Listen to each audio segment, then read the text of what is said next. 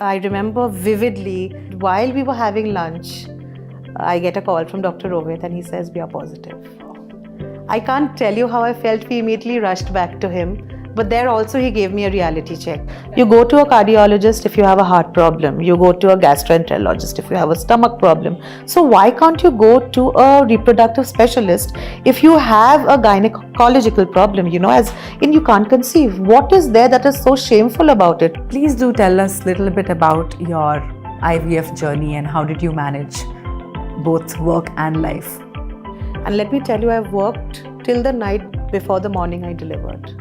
There are many myths about IVF that you may not have normal children. What would be your message for people who are just starting out their journey? Then finding the right place and the right physician is very crucial.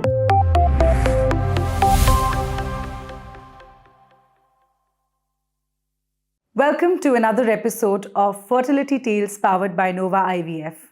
I am your host Simrat, and today we have a very special guest with us. Somebody who has gone through the IVF journey herself and knows what it takes, physically, mentally, and emotionally. Ipshita, who comes from a background of advertising, will share her heartfelt story with us today. Ipshita, it's a pleasure to have you with us. Thank you, Simrat. The pleasure is all mine. Ipshita, I wanted to know, how did you explore the option of IVF? So conventionally, I had a late marriage, what we know in Indian standards as a late marriage to be. So I got married when I was 30 and my husband and I had just started a startup. So for the initial 2 or 3 years, we didn't even think about getting pregnant. Right. When we started our journey to conceive naturally is when we realized that we were just not getting pregnant, even though we timed ourselves, our ovulation, our lives and our work around it. For a year, we kept trying to conceive naturally and we reached a dead end. So that's when I started doing my research to see how assisted pregnancy could help me. Okay, and when you say research, what all did you look at? How did you go about doing this research? That's a very pertinent question, Simrat, because when you research an IVF clinic or an IVF specialist, there are 2 things that I think everyone should look up. One is the physician shouldn't give you false hope, and that itself comes out in patient blogs and testimonials. And secondly, no unnecessary tests are performed on you, because IVF can be a radical ride, but at the end of the day, it's not that harrowing. So I started looking up patient blogs, I started reading testimonials, and believe me, in Calcutta, there are many IVF specialists you can go to. So 2 things stuck out about Dr. Rohit Gudgutia. One is that he never gives you false hope, and secondly, he doesn't make you do unnecessary tests. And every patient had the same one thing to say, that he was more a friend than a doctor. That's when I zeroed in on him. That really helps to make a decision Absolutely. in your IVF journey. Absolutely. And could you describe your IVF journey in a nutshell for us? Yeah, so when I had zeroed in on him virtually, then I remembered seeing posts of my friend from school, Bali Sangvi, and I knew that she worked for him. So for me, it was actually very easy to get an appointment. And the next day I was sitting with him at his chamber with my husband. He very painstakingly explained the entire journey to us, but he didn't make it sound threatening or harrowing. He said it's a natural journey of progression and that it's not rocket science. One thing I want to tell everyone who goes through IVF is not rocket science. Be prepared to wait, be prepared to hope, do your own exercises that stimulate you, keep you happy. Because if you're happy, you'll get pregnant. That's a very good insight for the listeners who are embarking on this journey. So, Ipshita, after trying 1 year to conceive naturally, you decided to take infertility treatment. How did you go about that? So, Simrat, basically the first step was to even understand what I needed. That's when infertility treatment, assisted reproduction struck me. I then started educating myself on becoming aware with the concept of infertility treatment. What was it? What did it entail? How do people go about it? What are the financial implications? There is so much to IVF that you need to know before you actually start zeroing in on who or where you have to go. So first I started educating myself. And about 7-8 years back, there was no plethora of resources. There are many more now on YouTube links and on Google, on doctor reviews on Practo and Librate. But at that time, it was very rare. So you really need to do a needle hunt to find out more about IVF and infertility. That's how I started educating myself. And then I zeroed in on 4 or 5 IVF clinics. And let me tell you, at that time in Calcutta, there weren't so many. Now there are much more. Clinics have mushroomed everywhere. So it's more difficult now to see who's the best. But then I zeroed in on 4 to 5 doctors. And finally, I zeroed in on my practitioner. And what all resources did you look at? So the main resource that helped me, Simrat, was patient reviews and blogs and testimonials, because hearing from the horse's mouth makes a world of difference. Rather than a physician saying, I'm the best, when the patient says this doctor is the best, that's when you know. So that's what I started doing. I read multiple informative blogs and reviews of doctors. All right, so educating yourself is also very important. Very, very And important. how did you zero down in on your fertility consultant? So, among the reviews I read of various doctors, of the 4 or 5 doctors I had zeroed in on, one thing stuck out at me about Dr. Rohit Gudgutia was that he never gave you false hope and he never made you do unnecessary tests. When a patient says this about a doctor, a patient who's had success on her IVF journey with him, I think it means a lot. So that's when I thought that I wanted to go ahead on my infertility journey with Dr. Gudgutia. That's very insightful, Ipshita. So do tell me, when you started out in your IVF journey, what were the challenges and how did you cope up with them? First, as I said, was getting to know the whole process. Once that was done and I had read up links and resources on the net, whatever little I could find, the next challenge were the various concerns for a working woman that arise. Being a working woman, I had to balance work and life and then my clinical treatment process. So in that, there are injections that need to be taken, there are procedures that need to be done, there are treatments that need to be done at the clinic. You have to go and get it done. So for this, I needed to give time. Now, as I told you, I had just started a startup with my husband and it also needed my time. So the first concern was completely understanding how, as a working woman, I would be able to go through this journey of IVF. Then, of course, were the financial implications, because we both had just started out. We also had that as a concern. So once I even started reading up on what could be the financial implications, how many times would I need to go in a week. But every case is different. Unless I went to the practitioner and he gave me a routine, I would never be able to find out how many times would I need to go, how many treatments would I need to do, what is it IUI for me, is it IVF? We'll come to what an IUI and IVF is in the course of our discussion, but every case is unique. So there is no one standard protocol for every patient. I see you've thoroughly educated yourself with all the differentiations in the terminology. Could you take us through a typical cycle that you underwent? IVF? Yes. Okay. So IVF initially starts with a scan to check your womb is okay. And the first 10 days, you need to go to this clinic to take shots, medicines that basically stimulate egg development. So normally in one menstrual cycle, we produce an egg.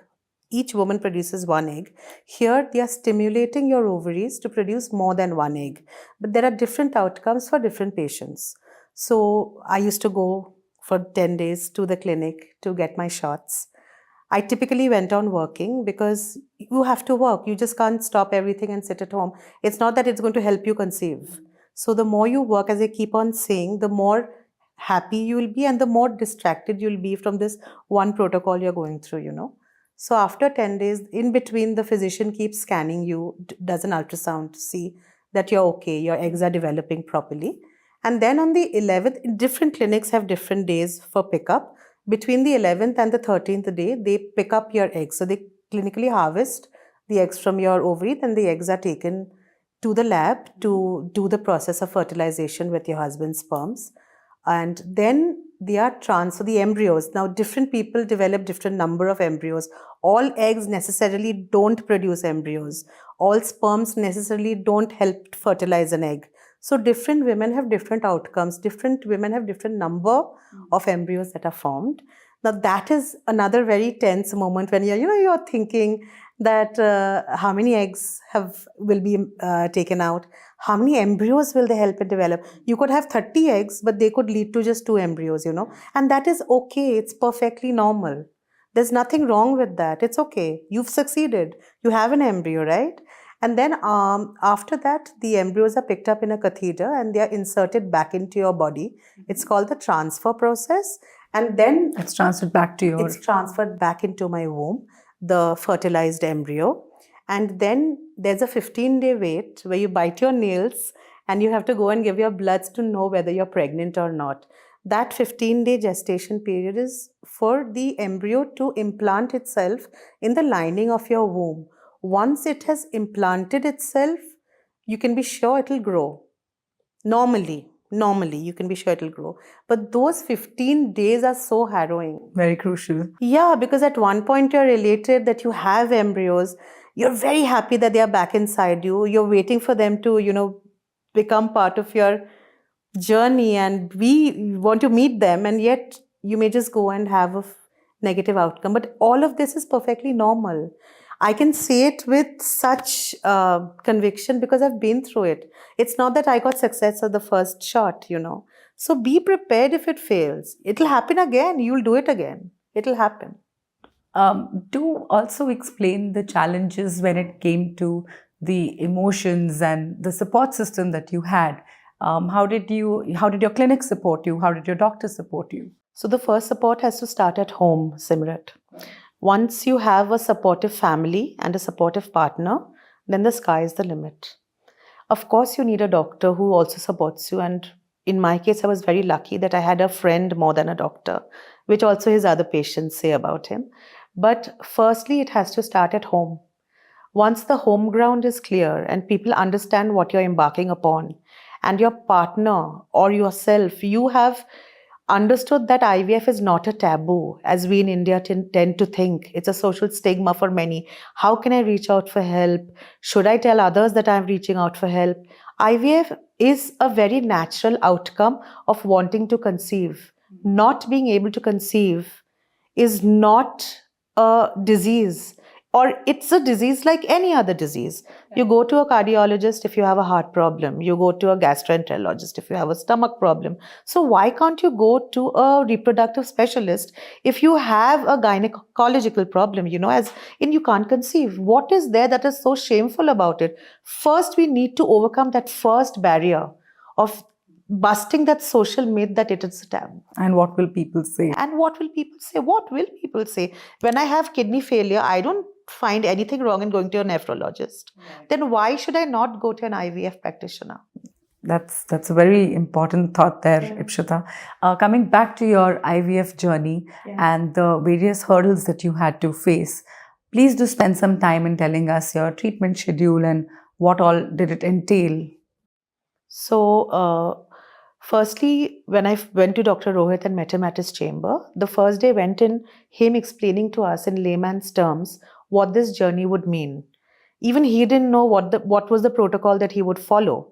He just sketched out for us like a Delhi junction and a Bombay junction, and how these two, as an X and a Y, would come together to make this a success. So we first understood that from him. Then the journey started very slowly. It started with wanting to make cards at home, being happy, spending more time with my husband, and trying to conceive naturally with just minimum medication. When that, of course, didn't happen because we had issues, both my partner and I, that is when Dr. Rohit started me on IUIs.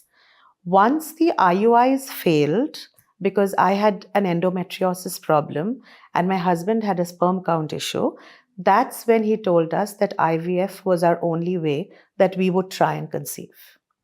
Ipshita, managing your work life and treatment can be quite the balancing act. Please do tell us a little bit about your IVF journey and how did you manage both work and life? So, Simrat, the IVF journey, once I knew that I had to do IVF, the journey was not all milk and honey. Nor a bed of roses. Yeah. Yeah, so but the doctor asked us to trust in him, to trust the process, not to just trust him blindly, but to trust the process, and that's what I did. In IVF, hope begets hope. So that is one thing you should never leave. So the first cycle wasn't a success, it was a failure. Of course, I felt set aback. Of course, my husband felt crestfallen, but we didn't give up because IVF doesn't happen at the click of a button. We knew that we had to keep on trying. If you really, really want to become a parent, I think this is nothing to do. So then we did the second cycle, and that's when it worked. And that's when I got a beta positive HCG. Such a heartfelt revelation into your IVF journey. What do you think is the role of the family here? Humongous. The role of the family is the primary element that will see you sail through. In India, especially, there's this taboo about IVF.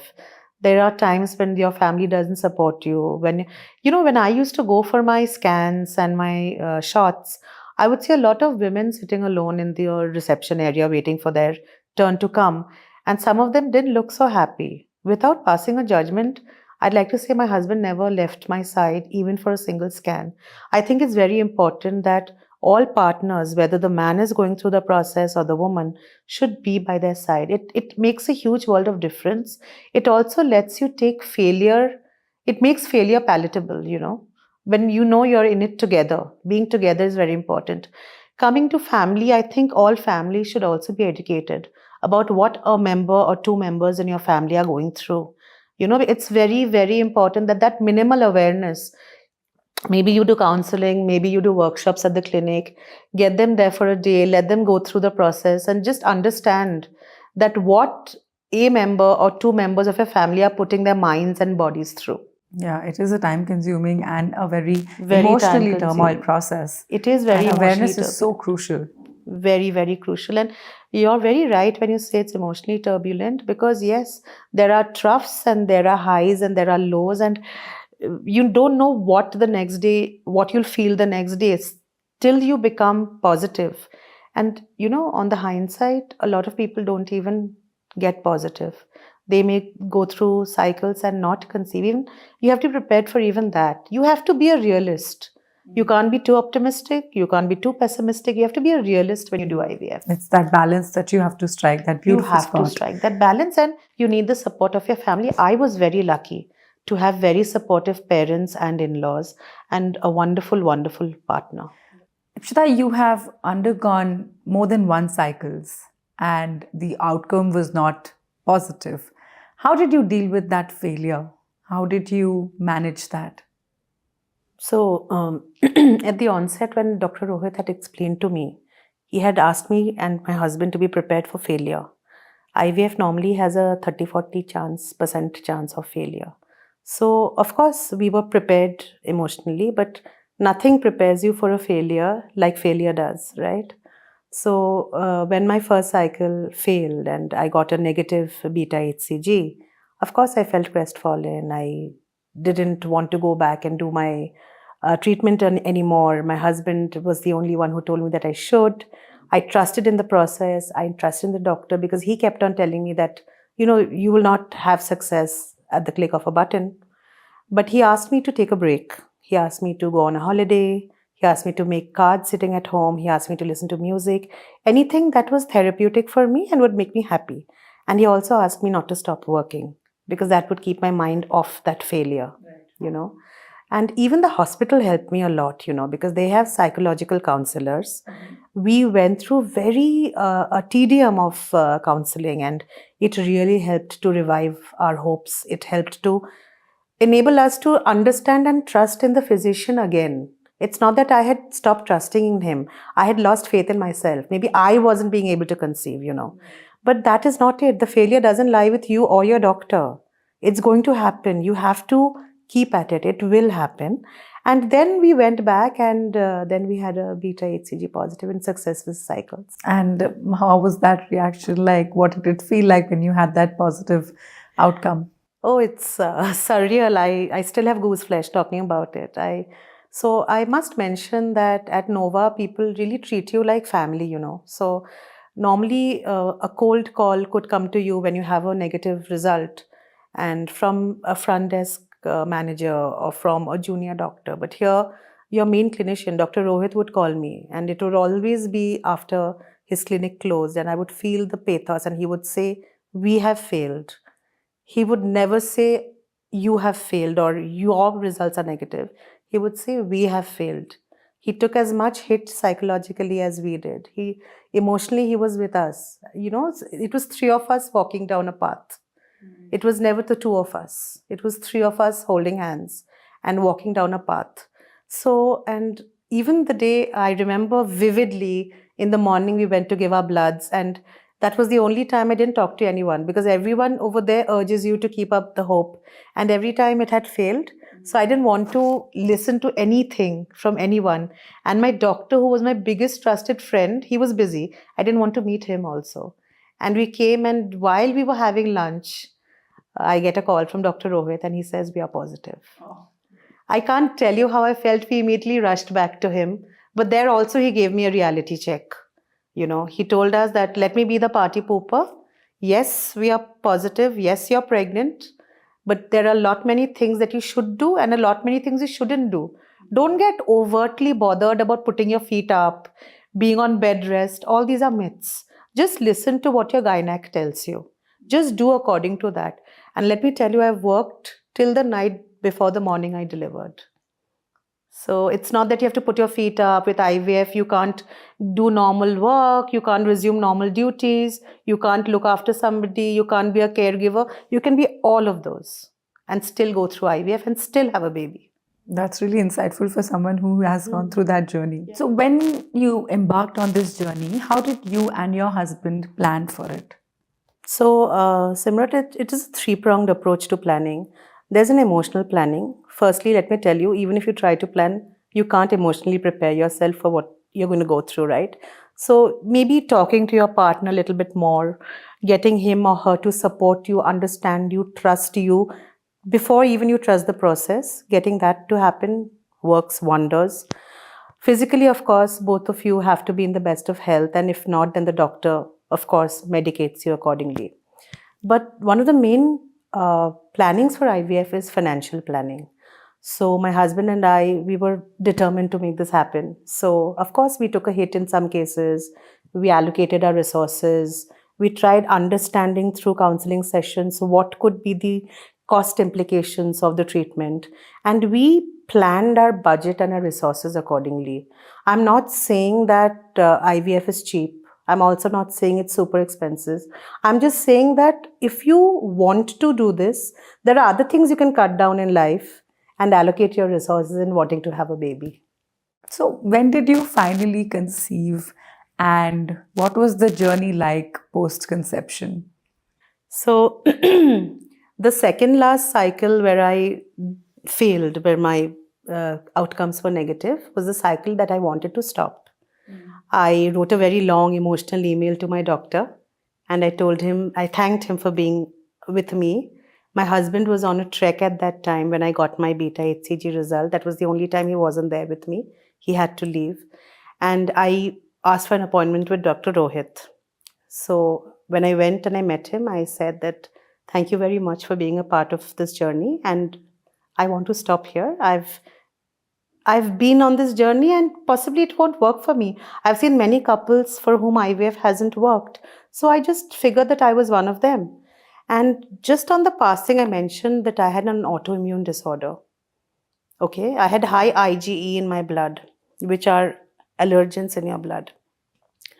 It was then that he told me, "Why didn't you tell me this before?"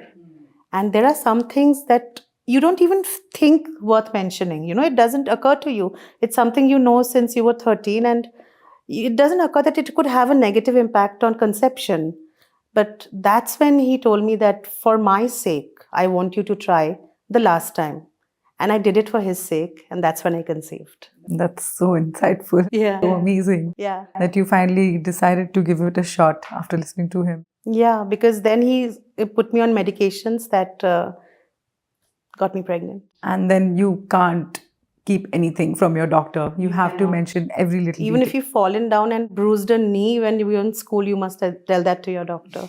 You don't know what can have an implication on your treatment protocol. To shed some light on the journey post delivery also. Yeah, so that's, oh my God. So, firstly, you try naturally to conceive. You don't get through. Then you understand what you need after that. So, you go to an ART doctor or an infertility specialist. Then you try many times and then you conceive. There's that exhilaration and excitement.